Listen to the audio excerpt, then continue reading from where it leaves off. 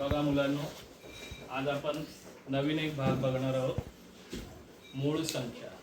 1 ते 100 पर्यंत संख्या आपल्याला माहिती आहे, पण त्यातल्या मूळ संख्या इथे फळ्यावर लिहिलेल्या आहेत. आपण आधी त्या वाचूया. आपण 1 ते 10 मध्ये कोणत्या आहेत? 2, 3, 5, 7, 11, 13, 17, 19. या 11 ते 20 मधले आहेत.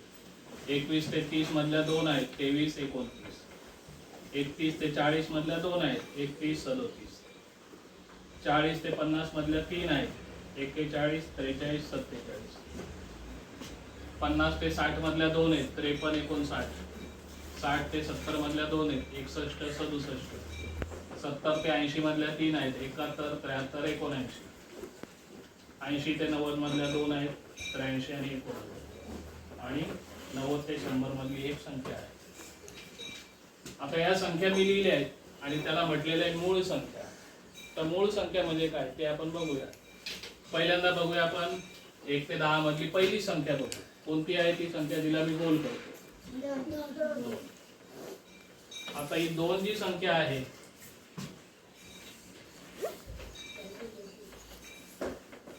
तिला कोणत्या संख्येने भाग जातो?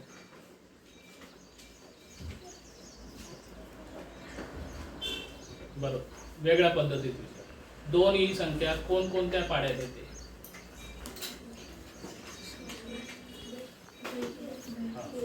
बेके म्हणजे 2चा पाडा 1 पर्यंत बोलला तर ती.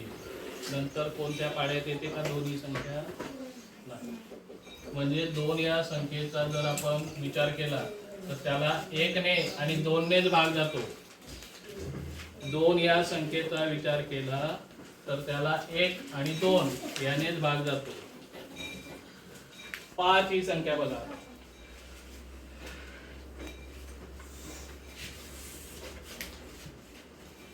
आता 5 ही संख्या कोणत्या पाड्यात येते रे? आधी 1 च्या पाड्यात येते. ठीक आहे, येते ना 1 च्या पाड्यात. नंतर कोणत्या पाड्यात येते? 5 च्या पाड्यात. म्हणजे 5 या संख्येला 1 ने भाग जाईल किंवा 5 ने भाग जाईल. तिसऱ्या कोणत्याही संख्येने भाग जाणार नाही. आता 7 ही संख्या. 7 या संख्येला आधी 1 ने भाग जाईल. नंतर कोणत्या संख्येने भाग जाईल? कोणत्या पाड्यात येईल? 7. 11 बघा. 11 ही संख्या 1 च्या पाड्यात येईल आणि नंतर कोणत्या पाड्यात येईल?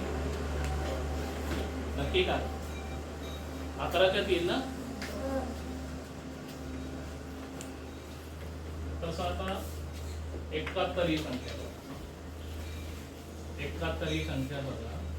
तिला 1 ने भाग जाईल आणि दुसरी कोणती संख्या आहे? 20 ने भाग जाईल 71 ला. कोणत्या पाड्यात येईल? 71 ही संख्या कोणत्या पाड्यात येईल? एक तर 1 च्या पाड्यात येईल. नंतर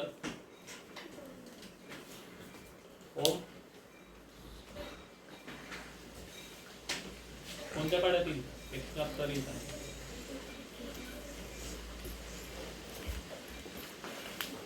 सिंपल आहे. 71 च्या पाड्यात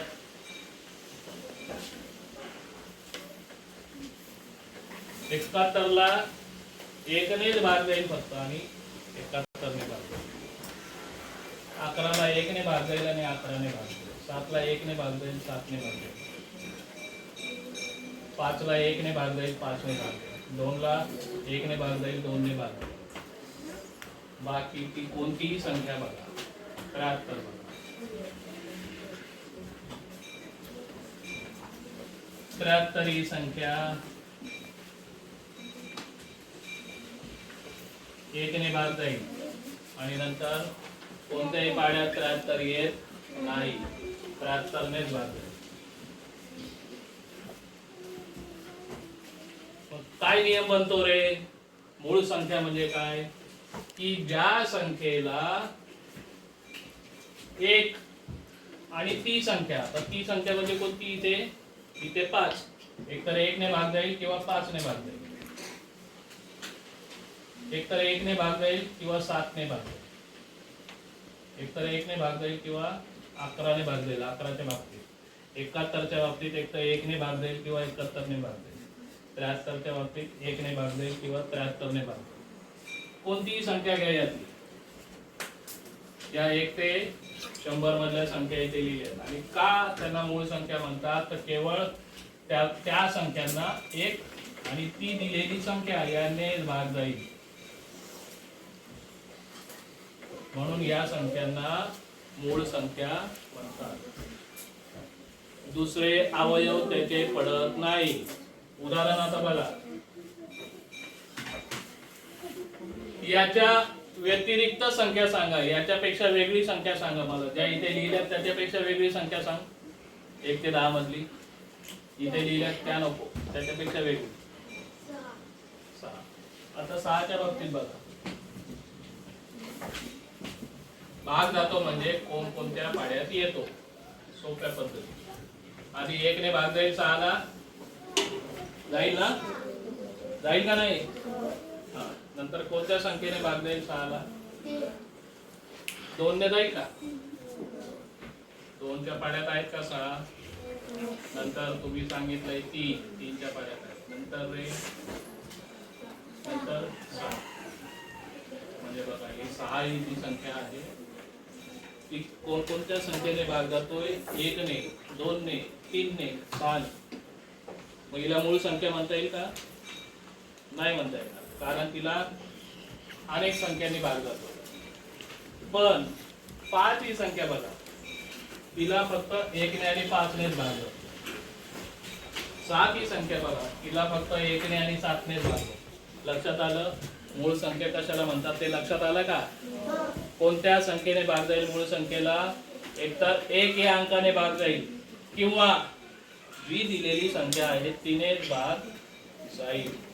म्हणून अशा संख्यांना काय म्हणतात, मूळ संख्या. काय म्हणतात त्यांना, मूळ संख्या. आता माझ्या मागे मोजायचं 1 ते 100 मध्ये मूळ संख्या किती आहे. मोजा. 1 2 3 4 5 6 7 8 9 10 11 12 13 14 15 16 17 18 19 20 21 22 23 24 25. या नाही, यातल्याच आहे. म्हणजे आपल्या काय लक्षात येतंय की 1 ते 100 मध्ये मूळ संख्या किती आहेत एकूण. 1 ते 100 मध्ये 25 या मूळ संख्या आहेत. 1 ते 100 मध्ये मूळ संख्या 25 आहे.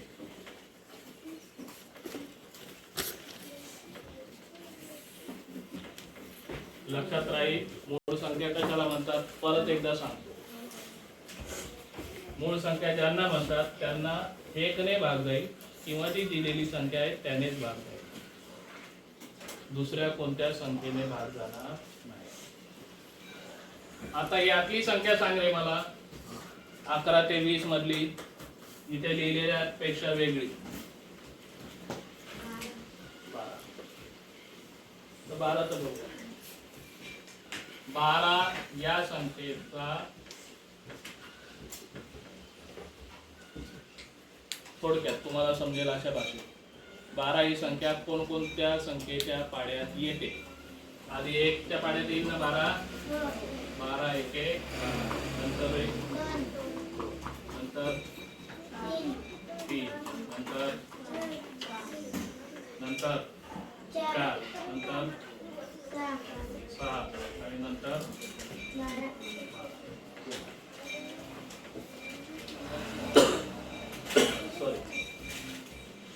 हे जे इथे लिहिले आहेत ना 1 2 3 6 हे 6चे अवयव आहेत. याला काय म्हणतात 6चे अवयव आहेत.